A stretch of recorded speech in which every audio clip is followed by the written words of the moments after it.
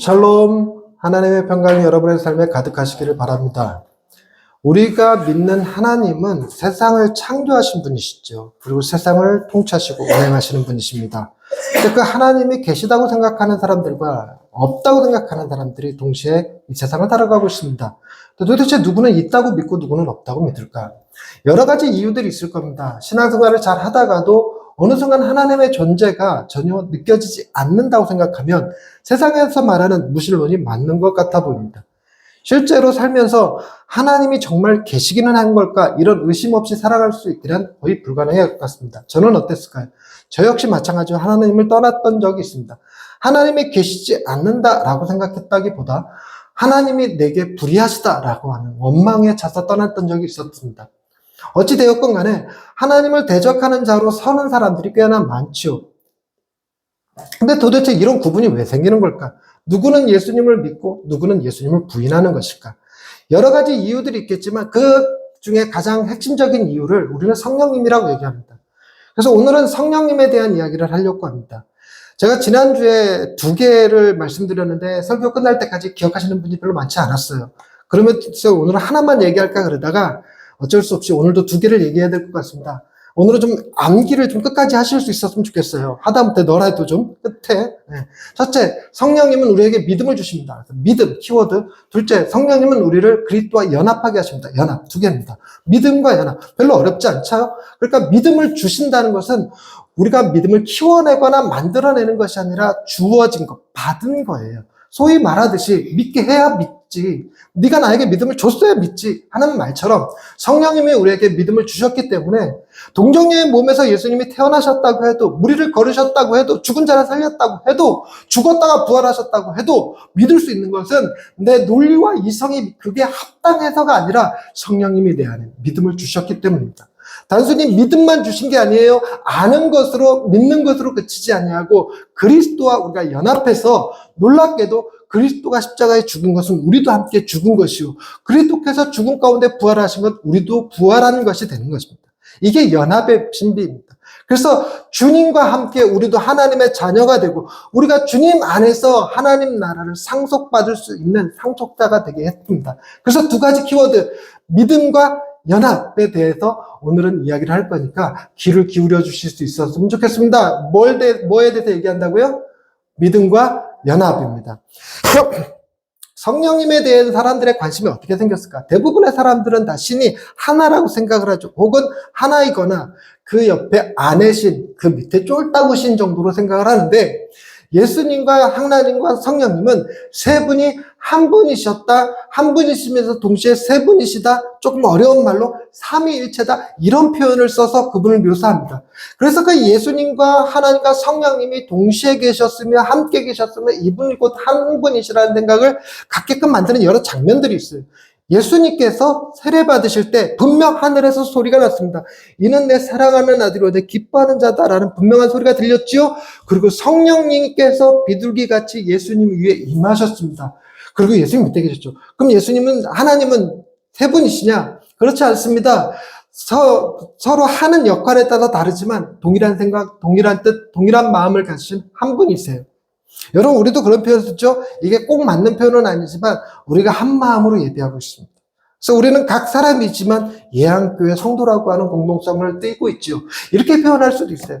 뭐 우스갯소리지만 이렇게도 표현합니다. 탕수육, 짜장, 짬뽕, 세 가지 한꺼번에 먹는 걸 삼일체라고, 중국 요리의 삼일체라고. 뭐 그렇게 표현할 수도 있을지 모르겠어요. 하나님과 예수님과 성령님이 다양한 모습으로 등장하는데 오늘 읽은 본문 말씀에 예수님의 메시지 가운데도 그게 등장하죠. 하나님께 기도하고 그리고 그가 하나님께로 돌아가면 성령님을 우리에게 보내주시겠다고 이렇게 얘기합니다.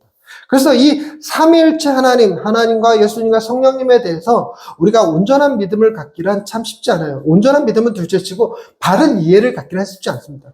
그래서 삼위일체, 특별히 성령님에 대해서 얘기하다 보면 수시로 자기 모순에 빠지거나 혹은 이단에 빠질 때가 많아요.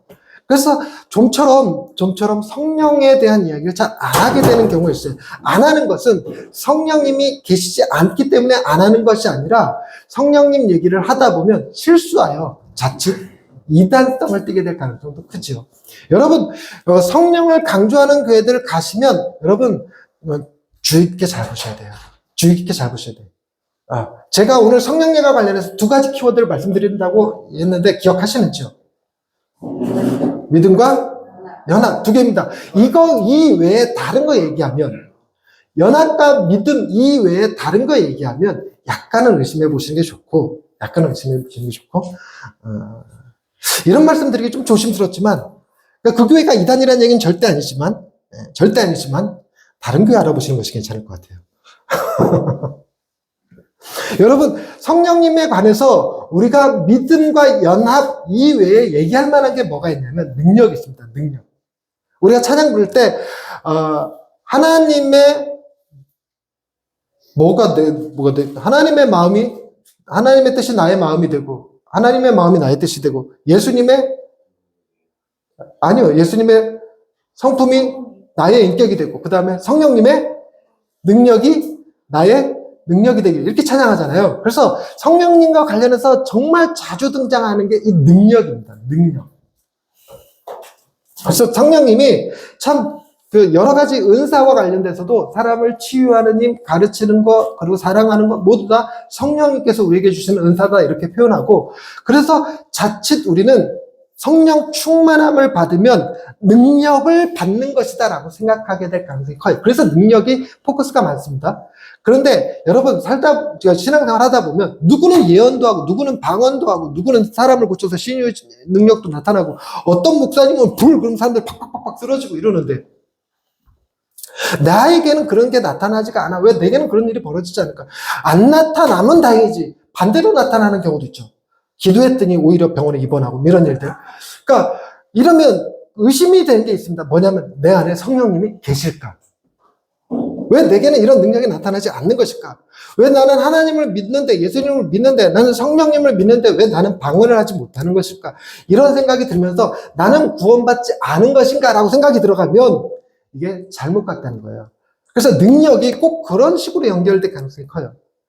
그래서 여러분, 성령의 능력은 모든 사람에게 공평하게, 평등하게, 동일하게 주어지는 것이 아닙니다. 여러분, 동일하게, 평등하게 주어질 것 같으면 여러분, 사람들이 교회를 형성할 수가 없어요. 다 똑같이 능력받고 다 똑같이 사역자가 되면요, 교회겠습니까?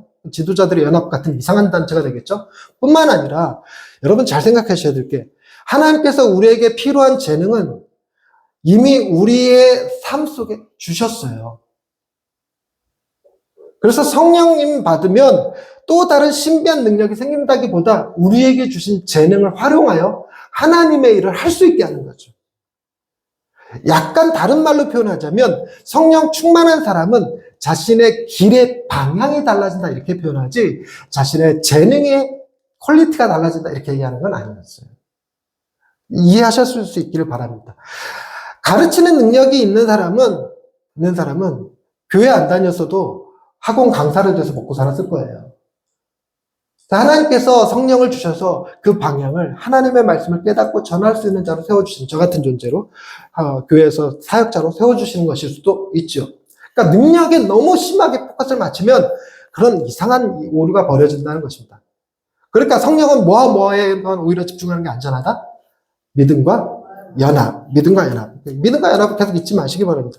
또 하나, 여러분, 성령님과 관련해서 자주 쓰여지는 단어가 디나미스라고 하는 단어예요. 헬라어입니다. 헬라어. 디나미스라는 말을 딱 들으면 여러분 느낌이, 저도 처음에 그 말을 딱 들었을 때 되게 유식한 말, 뭔가 능력 있는 말처럼 들립니다. 디나미스.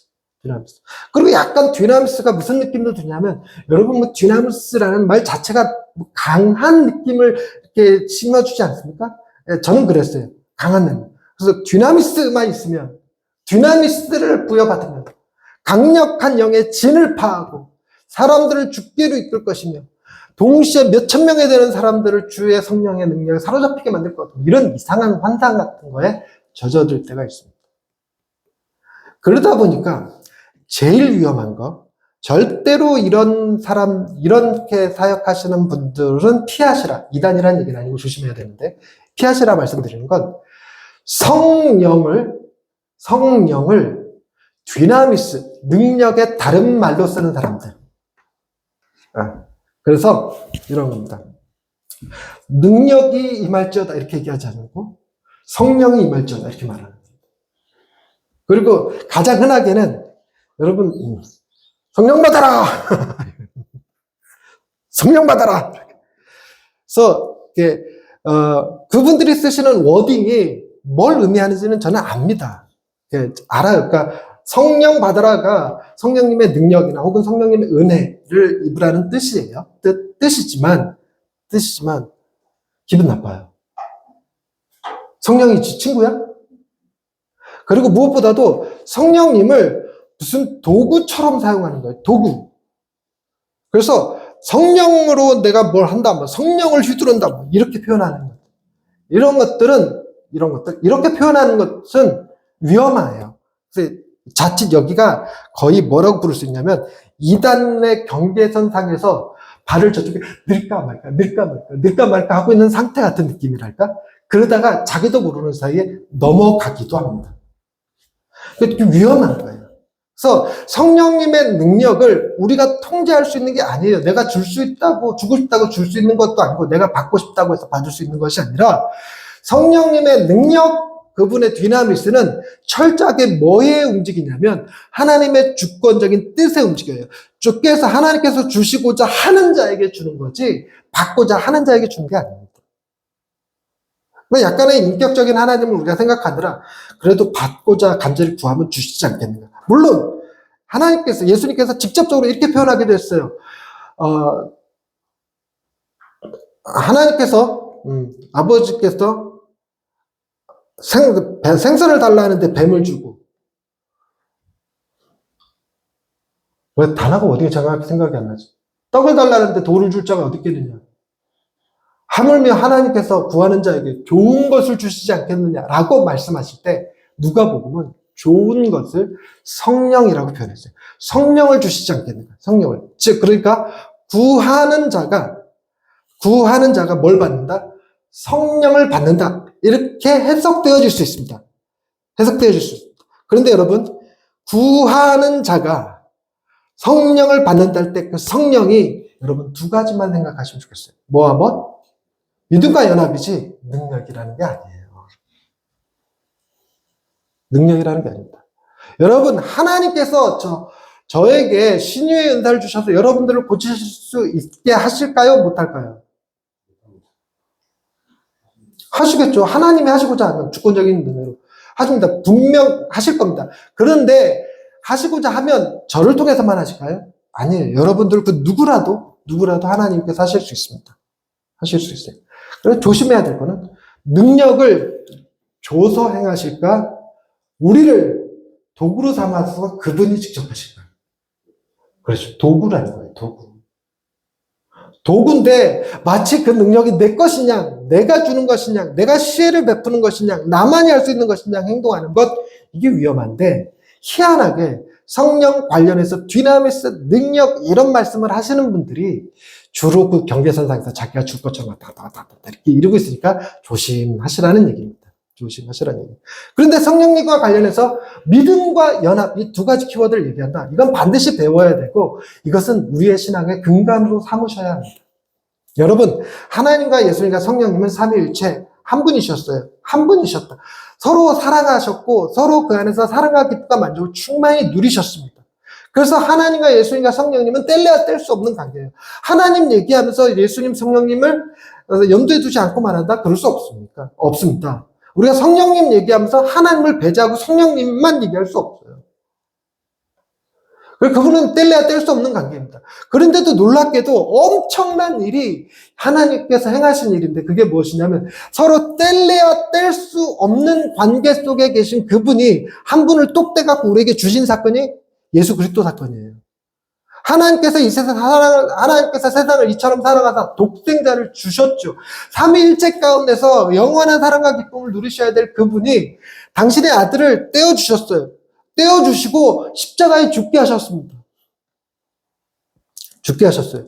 그 고통이 여러분 우리가 상상하는 것처럼 뭐 사람이 한 명이 십자가에 달려 죽는다 그런 정도의 고통이 아니라 아버지여 하나님, 나의 하나님 나의 하나님 어찌하여 나를 버리시나이까라고 부르짖어야 될 만큼 큰 고통이었고 웬만한 사람들도 다 그냥 덤덤하게 순교하는데 예수님은 골고다 겟세마네 동산에서 땀방울이 핏방울이 되도록 이 잔이 내게서 지나갈 수 있으면 지나가게 해달라고 기도할 정도로 힘들어하셨어요. 왜 그랬냐? 단순히 죽는 것 정도가 아니라 그렇게 깊은 사랑의 교제를 나누시는 그분이 버려짐을 당하는 고통은 어마어마한 거예요. 어마어마한 거예요.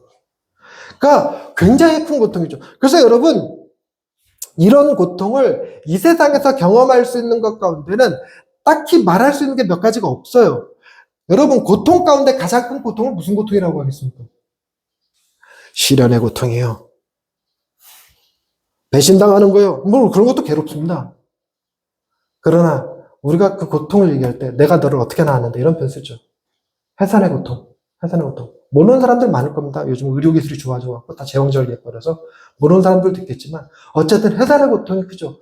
그러다 보니까 하나님께서 우리를 구원하시는 문제에 대해서 늘 언제나 어떻게 표현하시냐면 내가 너를 낳았다라고 표현해요. 낳았다. 그 정도로 큰 고통이에요. 그런데 그 예수님이 하나님에게로 돌아갑니다. 돌아가시면 여러분 이제 그 사랑과 기쁨과 만족이 충만했던 세 분이 다시 만나는 거잖아요. 다시 하나가 되시는 거잖아요. 얼마나 좋습니까? 얼마나 좋아요. 얼마나 좋습니까? 근데 성령님을 보낸대요. 또 다른 한 분을 보내시는 거예요. 또 한 번 끊어지는 거죠. 왜 그러셨을까? 여러분,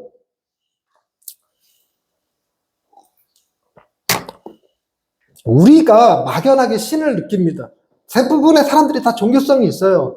여러분, 믿음이 없다 하는 사람들도 믿음이 없는 건 아니에요. 여러분, 신이 있다고 믿으십니까? 없다고 믿으십니까? 없다고도 믿어야 하는 거예요, 믿음은. 그러니까 없다는 것도 뭐가 필요한 거다? 믿음이 필요한 거예요, 믿음이. 증명된 게 아닙니다. 여러분, 우주를 사치 뒤져보기 전에는 없다고 확신할 수 없어요. 여기에 여러분 100원짜리 동전이 하나 어딘가에 있어. 제가 있다고 얘기했는데 여러분 눈에 보이십니까? 안 보이죠? 그럼 없는 건가요? 없다는 걸 증명하려면 어떻게 될까요? 목사님 여기 안에 지금 이 바운더리 안에 100원짜리 없습니다. 이걸 증명하려면 어떻게 해야 될까요? 당겨야 돼. 이거 싹 들어서 샅샅이 훑어본 다음에 어이 없네 이렇게 해야 되는데 그게 이 바닥도 쉽지 않은데 요만큼 공간도 쉽지 않은데 우주 공간을 샅샅이 훑어보지 않고서야 어떻게 하나님 없다라는 말을 할 수 있겠습니까? 우주 공간을 샅샅이 훑어보는 건 둘째치고 우주의 크기도 모르는 판에 우리가 그러니까요. 신을 없다라고 말하는 것도 어마어마한 믿음을 필요로 해요. 근데 둘 중에 누가 더 큰 믿음을 필요로 할까? 신이 있다고 믿는 사람과 없다고 믿는 사람 중에서 누가 더 큰 믿음을 필요로 할까요? 우리가 신이 있다고 믿는 것은 근거가 있습니다. 말씀. 근데 신이 없다고 믿는 사람들은 근거가 없어요. 근거가 없는 걸 믿는 게 더 큰 믿음입니까? 있는 걸 믿는 게 더 큰 믿음입니까? 그러니까 신이 없다고 믿는 사람들은 그냥 믿음이 아니라 도약적인 믿음이다 이렇게 표현해요. 어마어마한 믿음입니다. 어마어마한 믿음. 그러니 사람은 믿음 없이 살아갈 수 있는 존재가 아니에요. 믿음 없이 살아갈 수 없는 존재. 그런데 정말 믿음으로 다 살아가는데 필요한 건 중요한 건 뭐냐면 믿음의 대상을 어떻게 정할 거냐는 겁니다. 믿음의 대상을. 그게 성령님께서 우리에게 하시는 거예요. 무엇을 믿게 하시는 것이냐. 우리는 전혀 예수 그리스도 그분이 살아셨던 시대를 산 사람들이 아니고 그로부터 2000년이라는 세월이 흘렀고 지금 반대편에 살아가는 사람들이고 전해지는 거라고 이 말씀인데 이거에 근거해서 우리가 믿을 수 있게 하는 것은 무엇이냐면 수많은 사람들이 믿지 않는데 믿을 수 있게 하시는 것 성령님이 우리 가운데 오셔서 친히 말씀하여 주시기 때문에 가능한 거예요. 그래서 성령님이 우리에게 말씀해 주십니다. 그런데 여러분 성령님이 우리에게 믿음을 주실 때 그 믿음을 주시는 정도를 좀 이해하셔야 돼요. 그 믿음이라는 건. 예수님께서 하나님을 나의 하나님 나는 어찌하여 나를 버리시나이까라는 큰 고통을 겪으면서 십자가에 죽으셨잖아요. 그러니까 여러분 예수님이 십자가에 죽으시는 사건은 예수님만 고통당한 사건이 아니라 그토록 사랑하는 자신의 아들을 십자가에 내어주시는 아버지의 고통도 어마어마하게 큰 거예요. 그죠? 여러분 제가 죽으면 죽었지 우리 아들 절대로 죽으라고 못 줘요. 네가 죽을래 네 아들 줄래 이러면 제가 죽지. 이건 쉽지. 내 아들을 죽게끔 내어주는 거 이거는 그냥 불가능해 갖고 근데 하나님이 그걸 행하셨다고. 그리고 여러분, 그 아들이 그냥 가서 죽는 게 아니라 아들을 십자가의 길로, 죽음의 길로 엄마가 데리고 가야 된다면 엄마는 또 얼마나 고통스러워요. 엄마는 아빠가 원망스럽고 아들이 불쌍하고 내가 차라리 죽으면 죽었지 이러면서 아들을 데려요. 그래서 예수님께서 십자가 달려 죽으신 사건은 예수님만 고통당하신 사건이 아니라 하나님도 동일하게 성령님도 고통당하신 사건이에요. 그래서 여러분, 예수님께서 십자가에서 이루신 일이 하나님의 눈에, 성령님의 눈에 결코 가벼운 게 아닙니다. 결코 쉽게 다뤄질 문제가 아니죠. 우리 아들이 정말 힘들게 개고생해갖고 구해온 진주 보석 하나를, 물론 우리는 아들만큼이나 그 보석을 귀하게 여기지 못할 수는 있지만 그래도 우리 아들이 고생해서 가져온 건데 이러고 함부로 대할 수 없어요. 사람도 그렇습니다. 사람도. 그런데 그 고통을 동일하게 겪으신 성령님이 믿을 거면 믿고 말 거면 말고 이런 식으로 역사하실 것이 아니죠. 그러니까 그분이 우리에게 믿음을 주실 때는 어떻게 하냐면 될 때까지 너는 하나님, 예수님께서 십자가에 달려 죽으심으로 구원한 나의 백성이야. 하나님께서 사랑하는 하나님의 자녀야라고 우리에게 믿음을 주실 때 결코 선택의 요건으로 주는 것도 아니고 가볍게 다루시는 것도 아니고.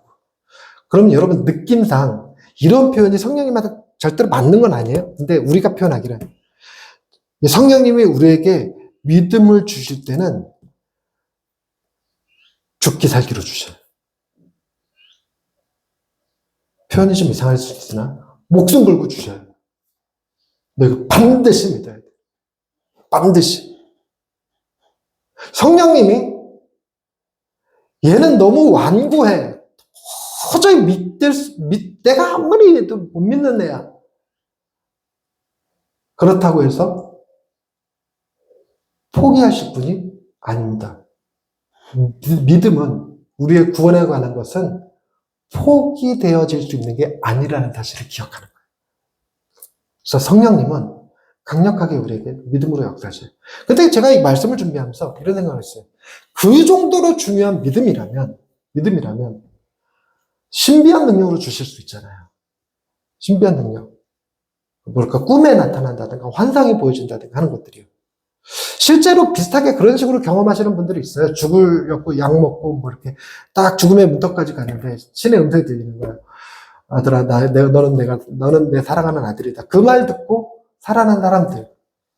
그리고 최근에도 우리 딸한테 들은 얘기인데, 이태원에서 사고가 날 때 거기를 1분 전에 빠져나왔던 사람이 있었대요. 1분 전에 빠져나왔. 좀 전까지 자기랑 같이 웃으며 놀고 했던 그 동네 사람들이, 거기 있던 사람들이 다 죽은 거예요. 그 청년들이 할로윈 때. 그 트라우마가 얼마나 컸겠어요. 그 트라우마. 근데 그 엄청난 트라우마를 하나님께서 자기를 부르시는 음성으로 들은 거예요.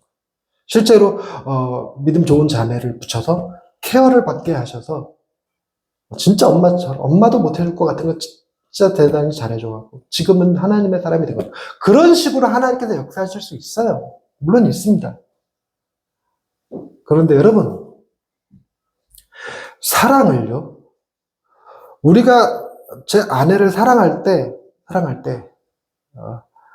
그런 식의 어떤 강력한 힘으로 이렇게 한다면 뭐 하는 경우냐면 세뇌시키거나 레드선 최면을 걸어서 너는 나를 사랑할 수밖에 없어.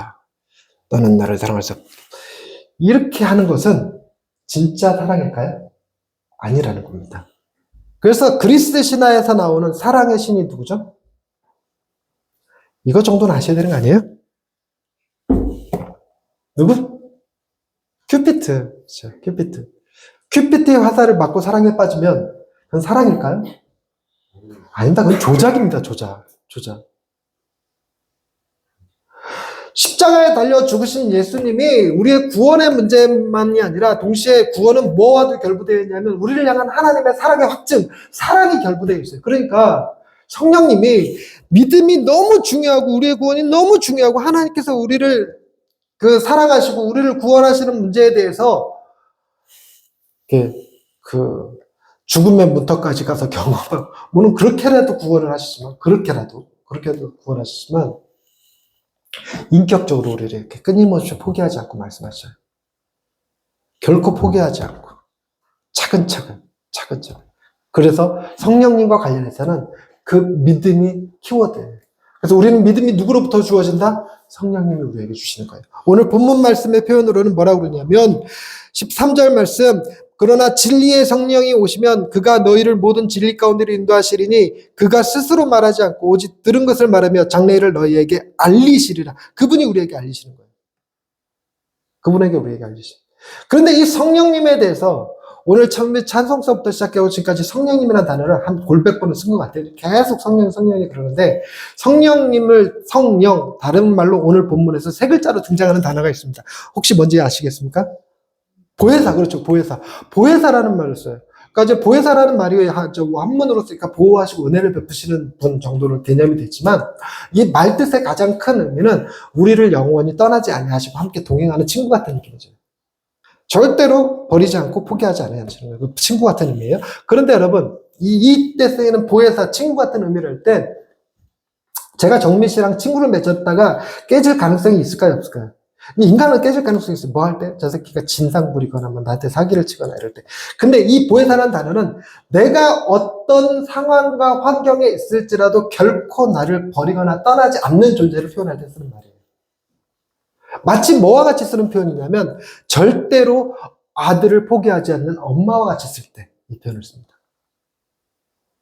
그러니 그분이 우리에게 믿음을 주시는 일에는 결코 중단되지도 포기하지도 않으실 일이에요. 저는 그 성령님, 보혜사 성령님을 믿습니다. 그 성령님이 우리 가족들, 자녀들 가운데 늘 함께 하실 것을 믿습니다. 뿐만 아니라 두 번째 키워드가 있다고 말씀드렸죠. 그게 무엇이었죠? 연합. 감사합니다. 아우, 역시 지난주보다 오늘은 확실히 여러분 수준이 좋아요. 예. 성령님과 관련해서 여러분 분명히 아셔야 될 것은 믿음과 연합이고, 또 한 가지 조심히 다뤄야 될 건 뭐다? 능력은 조심히 다뤄야 되고, 네. 그리고 가급적 여러분이 그쪽으로는 이렇게 기웃거리지 않으셨으면 좋겠어요. 예. 그게 옳은 건지 저도 말하면서 조심스러워요. 성령의 능력이 없는 건 아니니까. 근데 그분이 주권적으로 하실 일이니까 그냥 그분한테 맡겨드리면 돼요. 그분한테 딱 맡겨드리고, 연합은 뭐냐면요, 여러분, 성령님이 예수 그리스도와 우리를 하나 되게 하십니다.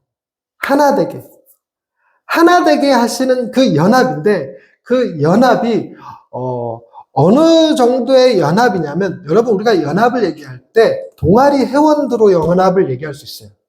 동아리 회원. 우리나라에서 가장 강력한 이 결집력을 지닌 단체가 있죠. 호남 출신 해병대 향후회. 완전한 연합이죠. 우리가 남이가, 호남이 그렇게 말 안 쓰지. 근데 어찌됐건 호남 출신 해병대 향후회가 우리나라에서 결속력이 가장 강한 단체라고 합니다. 가장 강한 단체. 근데 그런 단체도 깨질 수 있을까요, 없을까요? 깨질 수 있어요. 빠져나올 수 있습니다. 그보다 좀 더 강한 결속력이 바로 가족이겠죠, 가족. 근데 요즘은 가족도 해체 위기가 너무 많아요. 여러분 이혼했다 소리 들으면 놀라십니까? 아이고, 이혼했구나 이러십니까? 이혼이 그렇게 큰 문제도 아니에요, 또. 어떤 경우에는, 그래, 잘했어. 부하라고 힘들게 결혼 살아, 이혼해. 이럴 수도 있어요. 심지어, 자녀 대학 가는데 도움이 된다고 이혼하는 부부도 봤어요. 우리 아들 친구. 이야, 그렇게 이혼이 쉬워요? 그러니까, 자녀들도 부모랑 같이 살 생각 별로 안 합니다. 요즘은 1인 가구 세대예요. 해체 가구죠. 그리고 새로운 가족들, 여러분 교회를 또 가족이라고 그래요. 이렇게. 그래서 가족도 그 정도인데, 그러면 우리를 그리스도의 연합이라고 말할 때, 여러분 호남 향후의 해병대 수준으로의 연합일까요? 가족 수준의 연합일까요? 그보다 더 심한 거예요. 그보다 더 심한 거. 그보다 더 심한 연합은 뭘까? 그보다 더 심한 연합. 몸의 일부. 몸의 일부. 우리는 그분의 몸의 일부예요. 정확히 어디인지는 모르지만, 놀랍게도 몸의 일부라는 건 그 어느 것도 소중하지 않은 게 없는데 동시에 똑같지는 않아요. 다시 한번, 그 어느 것도 소중하지 않은 것은 없는데 동시에 똑같은 건 아닙니다. 해병대 향후에는 비슷비슷해요. 다 군인 출신이에요. 이렇게 행동하는 것도 말하는 것도 비슷비슷합니다. 그래서 우리가 한눈에 딱 보고 이분이 회장님이지 저분이 회장님이지 헷갈릴 수는 있어요. 헷갈릴 수 있어요. 그런데 믿음의 공동체, 그리스도와의 연합은 그렇지 않습니다. 모든 사람이 다 똑같은 게 아니에요. 여러분 그리스도인이라고 다 똑같은 게 아닙니다. 여러분 어떤 사람은 저보고 딱 보고 목사님이 줄 알아보시는 분도 계셨어요. 신기하게 한 분 계셔도 우리 15층 이사 가셨을까? 우리 아내한테 남편이 혹시 목사님이세요? 하고 물어봤던 분이 계셔요. 근데 대부분의 분들은 내가 목사라고 하면 안 믿어요. 교회 다닌다고 그랬더니 에이 거짓말 그래갖고 주기도문 외워준 적도 있어요. 근데 정말 우리 아내는 TV에서 일반 시민이 나왔는데 저분 목사님 같아. 이렇게 알아봐요. 그럼 대부분 또 맞아. 그래서 예수 믿는 사람들 다 비슷비슷하냐?